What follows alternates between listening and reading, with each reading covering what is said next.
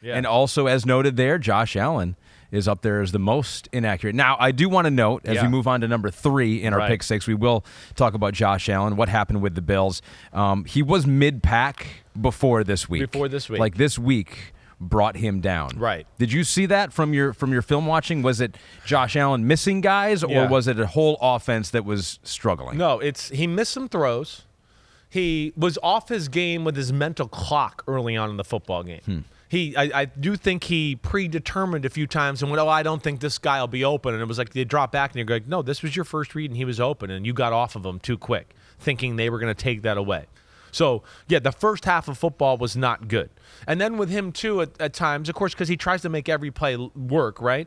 To where, now I might have missed the first read. Now he extends it, and he's trying to let somebody get open, and then he has to throw it away or throw it in a spot where nobody can get it. So that's going to add to these, off-target throws that are uncatchable, right? His trying to make every play work with his magical athletic ability. But in the game as a whole, I don't love their offense, okay? You know that.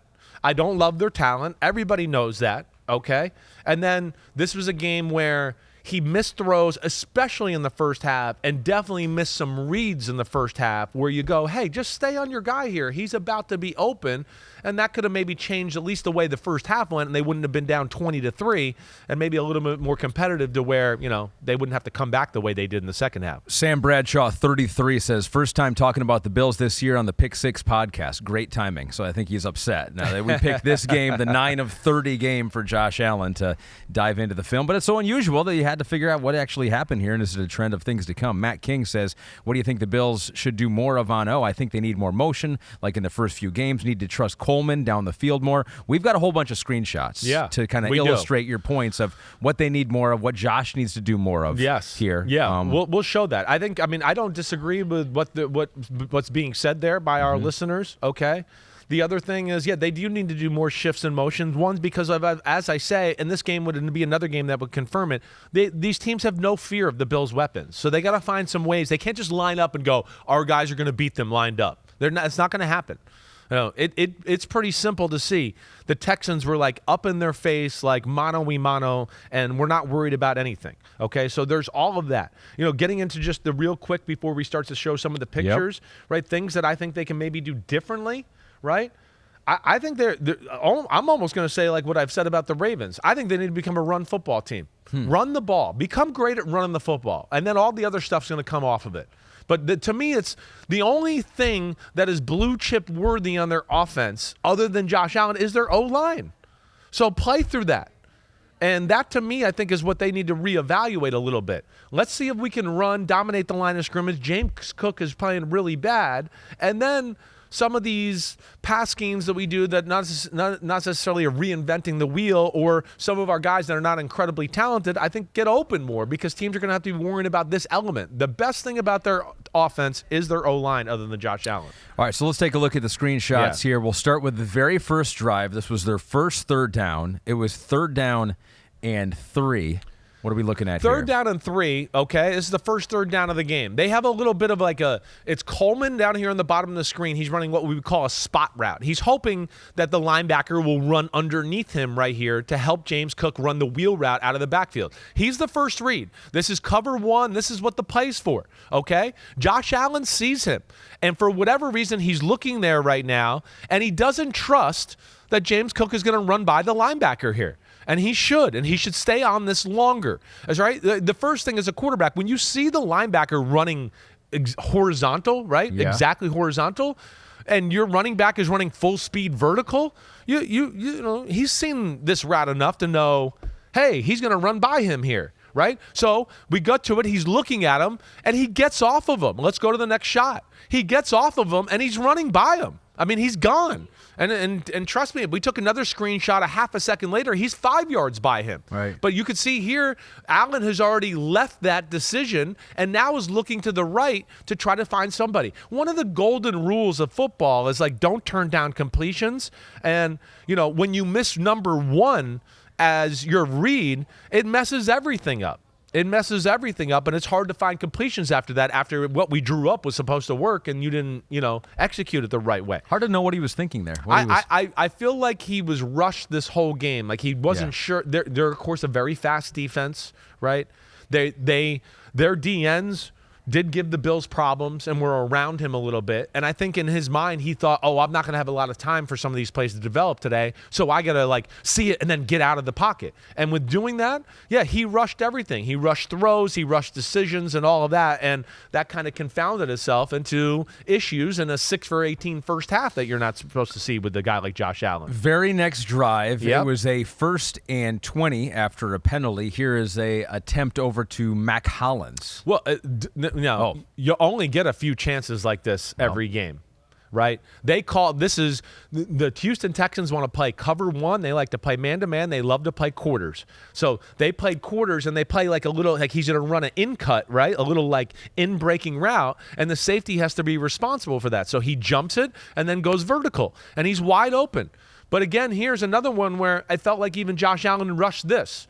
Just the way he threw it, he kind of threw it frantically, and it was just no, your pocket's perfect. Calm down. Just throw it high and down the middle of the field. He misses this. When you're not a real explosive offense, you only get a few opportunities like this a game. And all quarterbacks miss some of these big throws. Sure. But when you're Josh Allen and their stats look the way they are, and you are a team that, like I said, doesn't get open down the field all the time, there's a little bit more, what do I want to say, pressure on these kind of moments for your football team. And I don't see Josh Allen miss wide open ones like this very often. So that had to be, pointed out. I mean, exactly, because you just don't see this that often. And we want to prove, too, that you are not in the bag for Josh Allen if he has a bad game or doesn't see some stuff. We will point that out on the Chris Simms Unbuttoned podcast, like the 3rd and 13 later on in the game when Keon Coleman appears to be open. I mean, again, here, the read is go left to right. If you have single safety, take your out route on 3rd and 13. You throw him the ball, right, and he throws the ball right now at him. He's going to catch the ball. He's going to turn up and get the first down. Instead, he gives it the quickest look in the world and doesn't really give it a chance, and then he comes back to the front side, and there's nobody really open here. So then he's stuck. So, again, turning down a completion, one that's easy. And there, to me, things where I think he predetermined going, well, maybe I don't trust Keon Coleman all the way yet, and I like this on the front side. I think I'm going to get this. But, Houston passed it off a little bit different way than I think he expected, because he wants to hit the middle of the 3 receivers on the bottom of the screen here, right? See that? Yeah. But they switched it off a little bit between him and one, so now this guy's got inside leverage, and the guy in the middle of the 3 on the bottom of the screen is running. He's going to run a slant route here in a second. He's going to follow that shallow cross and go right behind it. But the guy's waiting for it because they know what's coming, right? So, again, you can't turn down that completion, and there was just a little too much of that in Allen's game altogether. And then I think when you compound that with a defensive line that's very fast and those defense ends, right, he can't outrun them and buy time like he can compared to other teams. So that ended where he usually gets out of the pocket. It's I got a little time here to throw the ball. It was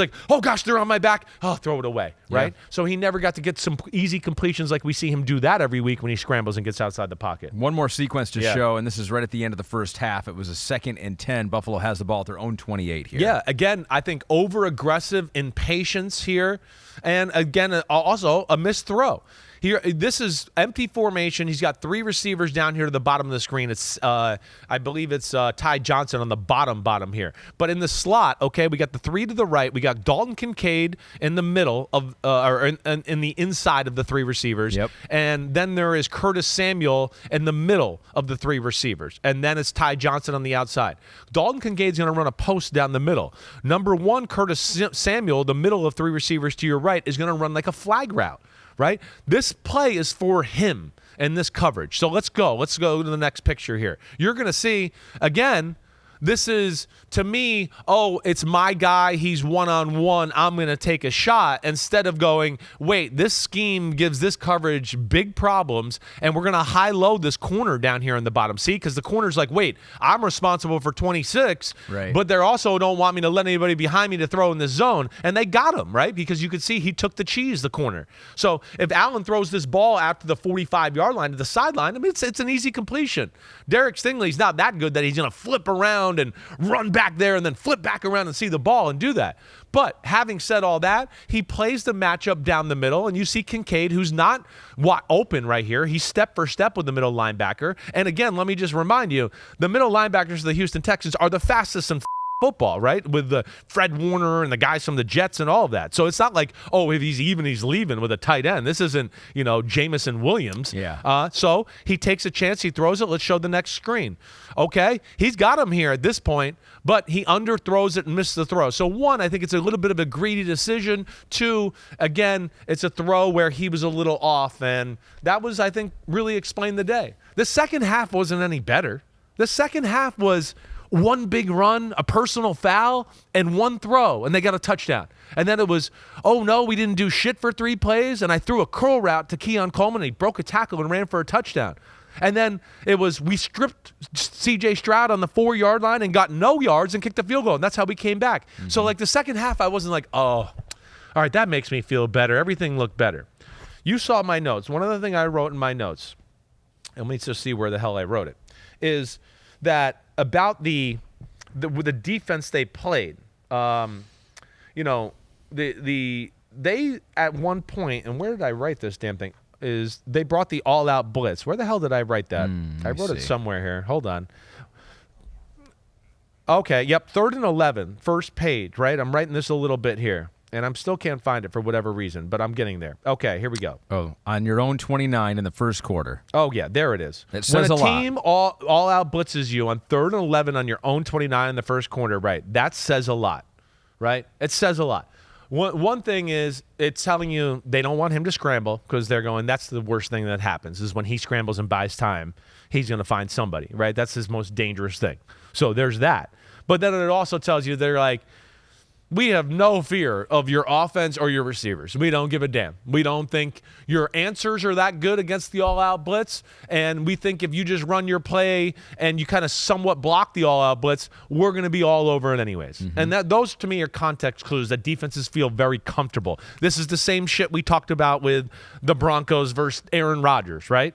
Oh, we know what they're going to do. Who cares? Well, all-out blitz the first play of the game. We don't really care. Right? Because we know it's going to be something simple, and we're not necessarily all that scared of them. And I think that goes into play here. And to me, that is the big thing with them. I think they need to become more of a running football team, and maybe like Lamar and company, check that at the door, do that, and then everything you want on offense will hopefully come after that. Because the pressure on the pass rush has certainly affected Josh Allen in this passing attack the last couple of weeks. They handled it pretty well the first 3 weeks of the season. Last 2 weeks now, just a 20% completion percentage when pressured. That is worst in the NFL. They got the Jets coming up Monday Night Football. Yeah. Could they have a blueprint on how to negatively affect Josh Allen? Well, yes. I mean, the Jets do what they do, right? They're one of those football teams, but their talent is phenomenal.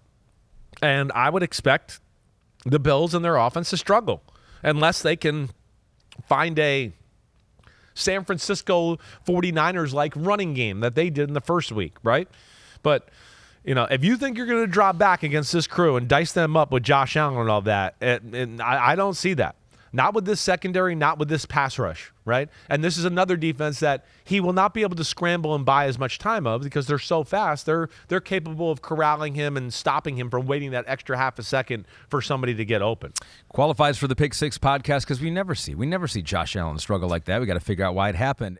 Yo, homies, thanks for watching. Yeah, it's time. The NFL season is here on Chris Simms Unbuttoned. You can hit subscribe to get all the weekly picks plus our Sunday recaps as the games are happening. Oh, you know it. Nobody does that better than us. Thanks again for watching. Remember to subscribe. Peace out. We'll see you next time on Unbuttoned.